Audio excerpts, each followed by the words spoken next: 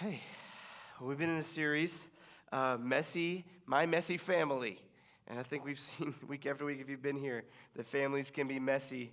And I think one of the reasons we love movies and TVs so much is because they make us feel normal, don't they? The series finale of This Is Us, did anybody watch it? Nope, we got two people. There were 6.4 million people watching the series finale of This Is Us, and so most of you don't watch it, you don't know. But it's like the most dramatic non-soap opera you could imagine. Amy and I watched it for a while, and we realized, I think we have too much real-life drama, so we weren't enjoying it. So we quit. But we watched this because it makes us feel normal. 6.4 million people. That's more people than watch Sunday Night Football. Isn't that crazy? That's normally the number one show on Sunday night. And the reason we watch these shows, right, is because we love drama, especially when we're separated from it. Right. Right? I think we come to expect it, like when we watch a TV show. I have a cool, low boom to my voice today, don't I? That's nice. But in real life, we don't normally expect the kind of drama that we see on TV, right? But should we? Should we expect life to be normal, or should we expect it to be dramatic? I think this is a healthy question. So this is what I want us to ask today as a church. I want us to ask, what should I expect from my family? I'm going to turn these off just in case that's what's causing the buzz. What should I expect from my family? If you're taking notes, this is the question we're going to be answering today. Expectations can be dangerous, can't they? In AA, they say expectations are premeditated disappointments. And I don't know if I agree with that wholly. I will say unspoken expectations are premeditated disappointments. But we have expectations. It doesn't matter whether we want to have them or don't have them or try not to have them. We innately just are people who have expectations about life and about family. And we've been following the family of this guy, Abraham, through the book of Genesis. And man, we've gone chapters 1 through 24. And you could see this guy, Abraham, talk about premeditated disappointments. He has disappointed everybody. He's disappointed his wife, his kids, and now maybe they're wondering, what should we expect? What should he expect? What should this family expect from each other? And if you just follow the beginning of Genesis 25, I'll kind of summarize some of what happens. So last week we talked about how Sarah, his wife, died. And so in chapter 25, he gets remarried. He has 6 more kids. So he's got this first kid, Ishmael, that he had with his wife's servant, Hagar, who wasn't the promised child that God gave him. And then Abraham and Sarah, when Sarah's 99 years old, have the promised child, Isaac. And then Sarah dies. Abraham has 6 more kids. And so Abraham's like, well, I don't want to give these kids nothing. And so he takes the 7 kids that were not the promised ones. He gives them something, and he makes them leave. They all leave town.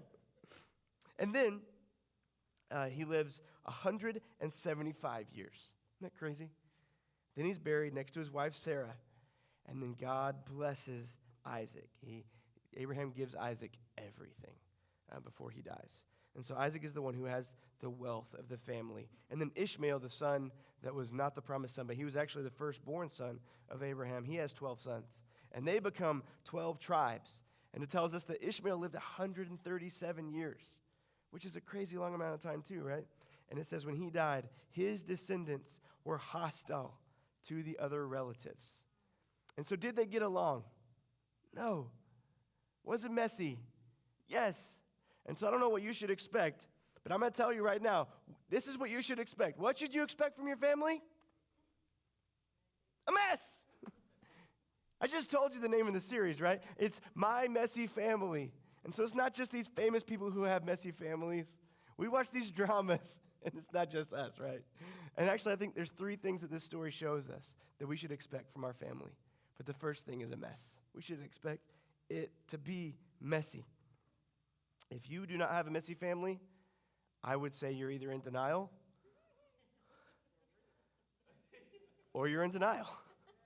Or I guess maybe you're a unicorn. I don't know.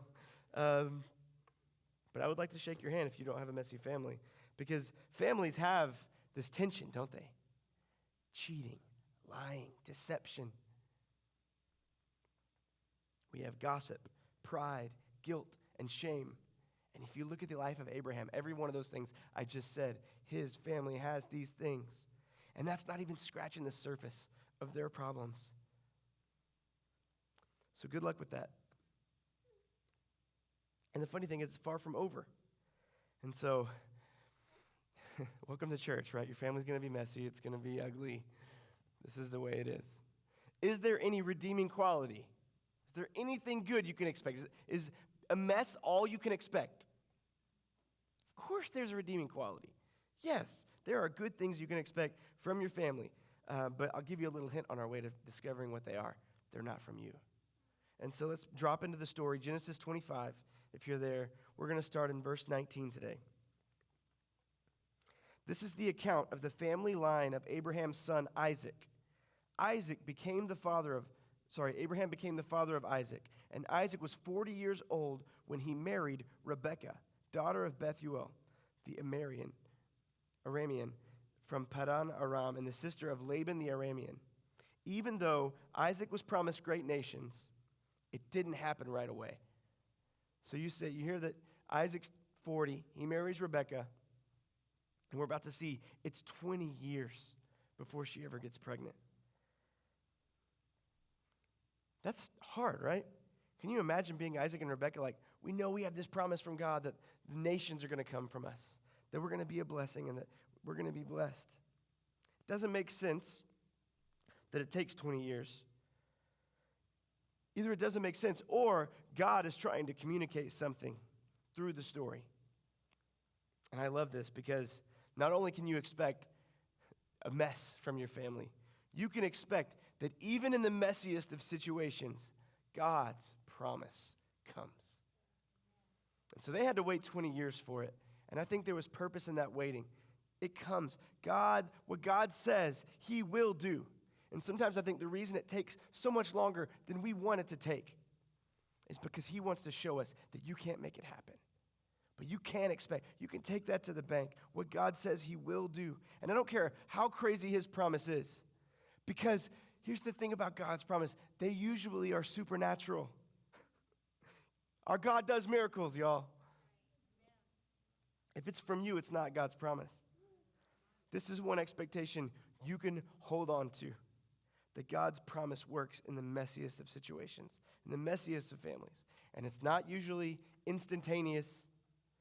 It comes through waiting, and it comes through prayer. It's never automatic. And even though Isaac had been promised that he would become a nation of many, he had the same problem as his dad. If you go back to the story of Abraham, he couldn't have a kid. He was 100 years old. Didn't come easily. And so what did Isaac do? We can follow. We can take a lesson from this. Isaac prayed. Verse 21. Isaac prayed to the Lord on behalf of his wife because she was childless. The Lord answered his prayer, and his wife Rebekah became pregnant. The babies jostled each other within her. And she said, "Why is this happening to me?" So she went to inquire of the Lord. I love that we can follow Isaac's prayer. Maybe it took 20 years because he had never prayed and asked God. He just had this expectation. But you can expect that God will do it. And when he prayed is when God did it. Isn't that beautiful? And so in verse 22, Rebekah becomes pregnant. And it was a difficult pregnancy. Anybody here ever had a friend or a family member that had a difficult pregnancy? It says these babies were wrestling inside her. And so she asks a question that we all ask sometimes.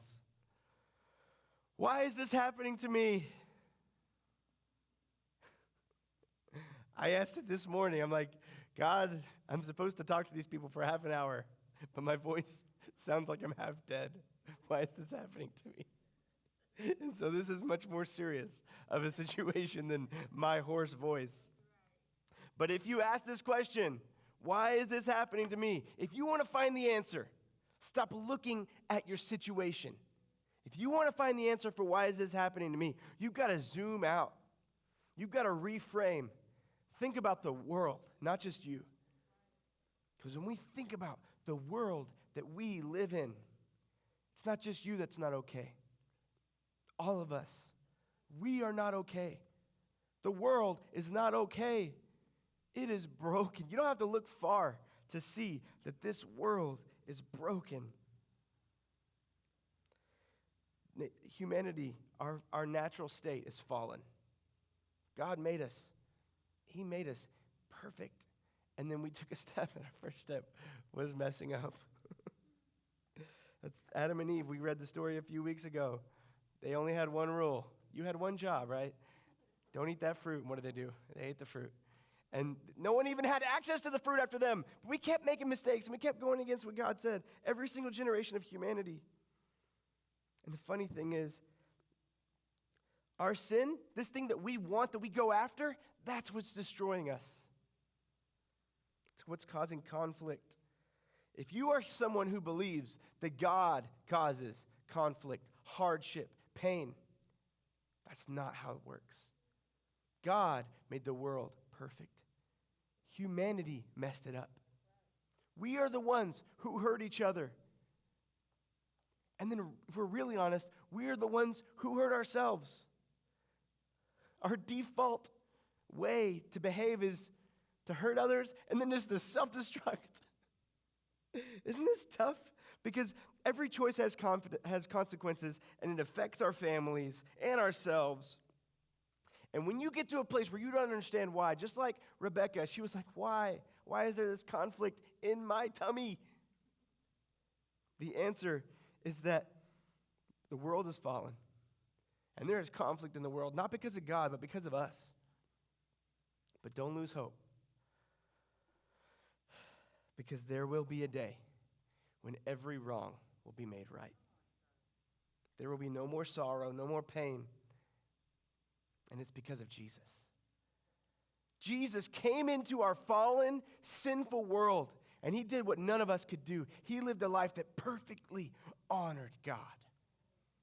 And when he died on that cross, the death that he did not deserve, he put his arms out and he said, come on, come to the Father. Even in the messiest of situations, God's promise comes to pass. And you see that through Jesus. Revelation 21:5, it's kind of a picture of the future in heaven. Jesus says, behold, I am making all things new. And if you look really closely, you don't just see the fallen nature of the world. You start to see some of the redemptive restoration that Jesus is bringing, even here and now. And even in the messiest of your family and your situation, Jesus is already saying, come on, watch me work. He's already working. He's already restoring your life. And if he hasn't yet, he will. It's a promise. He will make things new in your life. That's why we love to say, what's the thing that I got behind me right now? Keep looking up. Keep looking up. Because what you see in front of you, it's kind of the broken nature of the world, isn't it? You can't see the spiritual realm with your eyes. One day you will, but today you can't. But it's more real than you or me. Our church named The Hills. It comes from Psalm 121, and that's where we get this phrase, keep looking up. It says, I lift my eyes up to the hills. Where does my help come from? My help comes from the Lord, the maker of heaven and earth. He will not let your foot slip. He who watches over you will not slumber. Indeed, he who watches over Israel will neither slumber nor sleep. The Lord watches over you. He will be the shade at your right hand. The sun will not harm you by day, nor the moon by night. The Lord will keep you from all harm. He will watch over your life. So keep looking up. Because his promises aren't for this day, it's for eternal. And they're eternal promises. So you can expect your family to be messy. You can expect God's promise to come, even in the messiest of situations. And then when Rebecca calls on God, you can expect that he's going to explain to her what's happening in her womb. She's experiencing this really difficult, hard thing, but God is there. And here's what he says. Verse 23, The Lord said to her, 2 nations are in your womb, and 2 peoples from within you will be separated. One people will be stronger than the other. The older will serve the younger. When the time came for her to give birth, there were twin boys in her womb. The first to come out was red, and his whole body was like a hairy garment. So they named him Esau. You want to know what Esau means? Hairy. So if you know anybody named Harry, this is where it came from. After this, his brother came out with a hand grasping Esau's heel. So he was named Jacob. You know what Jacob means? Supplanter. Just means the one who holds on to the heel. I have a Jacob in my house. It's a really weird meaning for his name, but it's not. We didn't name him after what his name means. We named him after who this guy was. So Isaac was 60 years old when Rebekah gave birth to them. Did you hear that? So here we have this 60-year-old mom with newborn twins who are fighting before they're even born. You thought you had it hard. Oh, man. Conflict always makes a mess, doesn't it? And these boys are fighting. And it doesn't mean that God's not working. So if you feel conflict in your life and your family, that does not mean God's not working. God works in the middle of the conflict. And so it means you can expect more conflict. And so as these guys grow up, here's what happens. Verse 27, the boys grew up. And Esau became a skillful hunter, a man of the open country, while Jacob was content to stay at home among the tents. Isaac, who had a taste for wild game, loved Esau. So Esau was a daddy's boy. But Rebekah loved Jacob. Jacob was her mama's boy. Once when Jacob was cooking some stew, Esau came in from the open country. Famished, he said to Jacob, quick, let me have some of that red stew. I'm famished. This is why he's also called Edom. You know what Edom means? Red. So he's hairy and red. Those are his names. So if you hear about the Edomites, these are Jacob's people. He's after the red stuff, you know. Verse 31, Jacob replied, first sell me your birthright. Look, I am about to die. Esau said, what good is a birthright to me? Isn't he being an idiot right here? I'm about to die. What good is a birthright to me? But Jacob said, swear to me first.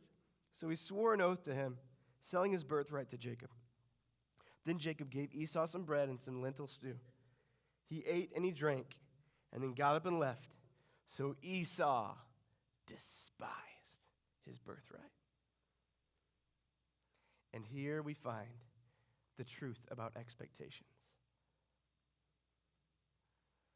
They come from us. It's like a hunger within us. Your hunger determines your expectations. You get to decide where your focus goes in life.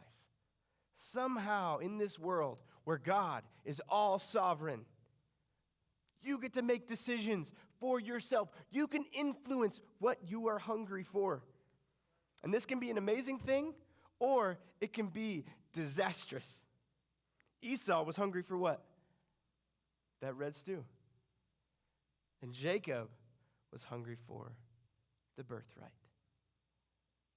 Birthright wasn't just, first of all, it meant that he would get a double inheritance from his dad. So he wasn't just thinking about now, he was thinking about the future. And even beyond just the future of his inheritance, a birthright makes you the judge of your siblings. And more than anything, it comes with it the blessing from God. And that's exactly what Jacob was hungry for. If you fast forward, you see that eventually Esau builds an entire kingdom, 12 sons, 12 tribes. He's got all the stew he could ever want, right? But then Jacob is the one who is held in high esteem. If you read the whole Bible, you will never hear God be called the God of Esau. But what have you heard? God of Jacob. Because Jacob had a hunger for the honor and the blessing of God. And even later in his life, we're going to read about it in a few weeks, he wrestles with the angel of the Lord and says, I'm not going to let go until you bless me. And even though he gets an injury in his hip, he gets the blessing of God. So the ultimate expectation is eventually you will get what you're hungry for. You maybe could put it off for a little bit. But if you stay hungry for something, eventually you will get what you're hungry for. This is what you can expect from your family. This is probably part of the reason why you can expect your family to be messy. Because we have appetites for things that destroy us, don't we? But even though it's messy, and even though you sometimes feel like you're out of control in your hunger like Esau was, you can still expect God's promise to come. And you will get what you're hungry for eventually. This is why our families are so messy. Because when you are hungry for money, when you got that greed inside you, it's like, I want more. Eventually, no matter who you hurt, no matter what kind of hoops you have to jump through, you will get what you're hungry for. You know that person that said, you know what, I was raised poor, I'm not going to be poor. And they make it. They make it big. And it destroys their family. The same is true. For over a decade, I struggled with an addiction to pornography and lust. And praise God that He set me free from it. And I'm not saying that I'm no longer tempted. I'm just saying that God has helped me find another way and a new hunger. But if every time you see an attractive person, you lust after them, I am warning you. Eventually, you will get what you're hungry for. Hear the word of caution. I'm begging you. You think it's harmless to have like this little hunger appetite for something that's not healthy, but it's not harmless. It's going to destroy you.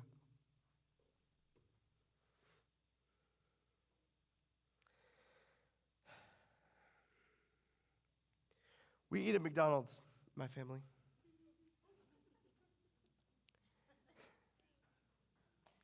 Did not expect claps for that. Amy hates McDonald's. I don't really like it either. I'm never hungry for McDonald's. Do you know why we eat at McDonald's? Because my kids are hungry for McDonald's. And they don't even drive my car. They don't even have my wallet. But eventually, they get what they're hungry for, don't they? McDonald's does not make a bunch of money on adults eating there. It is those Happy Meals. Because eventually, they get what they're hungry for. So I want to beg you. I want to implore you. Examine what you're hungry for. Be real with yourself. I'll never be a vegetarian. If that's you, power to you. I think it's healthier. I think you're going to feel better because of it. That's just not me. I think God made steak the most delicious food on the planet for a reason.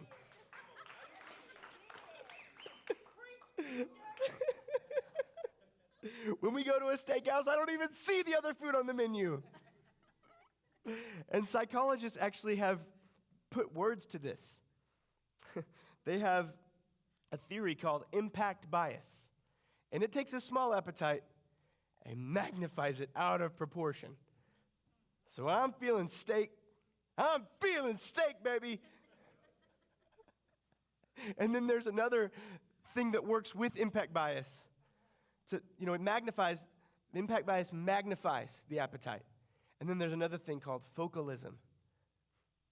Focalism focuses the mind on one thing and blurs out everything else. This is why I don't even see anything on the menu besides steak. And this can be so good if your focus is God's word. If your focus is God's way. But man, can this not be the most dangerous thing on the planet? When you're hungry for something and you're letting it take your focus. It takes a simple appetite and magnifies it out of proportion. I felt this. This is why it's so important for us to examine what we're hungry for, because eventually you will get it. And if you're not intentional, the thing you're hungry for is sin. All of us. This is our default, right? The default for humanity. And I don't want you to hear me say this, and I don't want you to start feeling shame, because this is not just I'm pointing to you. I'm saying, hey, every single one of us, our default is sin. We are hungry for things that will destroy us. And if we get them, They will. Sex, money, power, revenge, pride. This is why our families are so messy. So messy. In fact, this is what you can always expect. Just take this to the bank. You can always expect this if God is not part of the equation. So I want to tell you, if you have a family member that does not follow the ways of Jesus, stop expecting them to act like Jesus. Just expect it. And maybe you'll be like pleasantly surprised when they don't destroy everything. But most of the time you'll be right. And you don't have to resent them because of it, but this is what we can expect. Conflict, messiness, sin, despair. This is par for the course. Expect your family to be messy. Expect God's promise will come. And expect that you will get what you're hungry for. And even if it destroys you, expect that you'll get what you're hungry for. But sin is not the only option. You don't just have an appetite for sin. You have the capability to have an appetite that's different. This is why we love Jesus. Because Jesus always gives us a true and better way than the world. He says this in Matthew 5:6. Blessed are those who hunger and thirst for righteousness. Hey guys. Blessed are those who hunger and thirst for righteousness. That word righteousness is a Greek word in the original translation, and it's the word is diakosune, and it means to be made righteous, not just in your actions, but in your relationships. And this word righteousness, we don't say it a lot, do we? Out in the world. We don't say it a lot because it's not politically correct. Because if righteousness is real, it means you could be wrong, and I could be wrong. But I believe when Jesus says hunger and thirst for righteousness, he's not talking about your righteousness or my righteousness. It's so much deeper than that because God's way is right. And it is a myth that you can live up to God's way. I used to lie about my height on my driver's license. Anybody else do this? I thought eventually I would get to 6 foot. But I can confess now I will never be 6 foot. So my last driver's license, I told them, I'm 5'11". I'll never be 6 foot. And you will never live out perfect righteousness. It's just a fact. If you're banking on your righteousness, you are destined to fail. But the cool thing is, when you encounter God, you see what true righteousness is. That's why that person that says, I'm a good person, I got this, I can earn it, they have never really encountered God. Because if you have truly encountered God, you do what the prophet Isaiah said. You say, woe is me, I am a man of unclean lips. Not just me, but all of us. We will never measure up. But we have good news from Jesus, don't we? 2 Corinthians 5:21 says this, God made him who knew no sin to become sin for us, so that through him we might become the righteousness of God. And when you encounter God, you realize the huge chasm between you and God's righteousness. And then Jesus says, I got you. And he covers you. And you get to have his righteousness. And you get to start saying, hey, I'm hungry for this. And then you get to start walking in that righteousness that he gives. And you'll never be perfect, but you get to be more and more like Jesus the more you follow him. That's why I want to be hungry for the righteousness of Jesus. I don't want to be hungry for sex. I don't want to be hungry for money. I want to be hungry for Jesus. Because eventually you get what you're hungry for. I want us to be a people who hunger for things beyond this world. Because nothing in this world will satisfy us. And you might spend the rest of your life trying to find something that'll satisfy you, but I promise you never will. The most rich, famous people in the world are the least satisfied. The Prince of Preachers, Charles Spurgeon, said this in the 1800s about a man who finds this secret of hungering and thirsting for Jesus' righteousness. He says, the man who lives this out, having ceased to hunger and thirst after this world, he is the man to hunger and thirst after another and a better one. having said farewell to these gross and perishing things, he is the man to throw the whole intensity of his nature into the pursuit of that which is heavenly and eternal, which is here described as righteousness. Man must first of all be cured of all of his ardor for earthly pursuits before he can feel further for heavenly ones. This is the hunger that Jacob had. He valued the blessing of God over everything else. And later in his life, God changed his name. God said, this is an example of what I want my people to be. He said, my people will forever be known by your name for thousands of years, and even to this day, the people of God are called his name, Israel.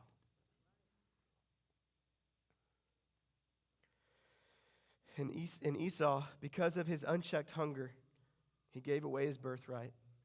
Next week we'll learn he gave away his blessing. He got his blessing stolen for a bowl of stew.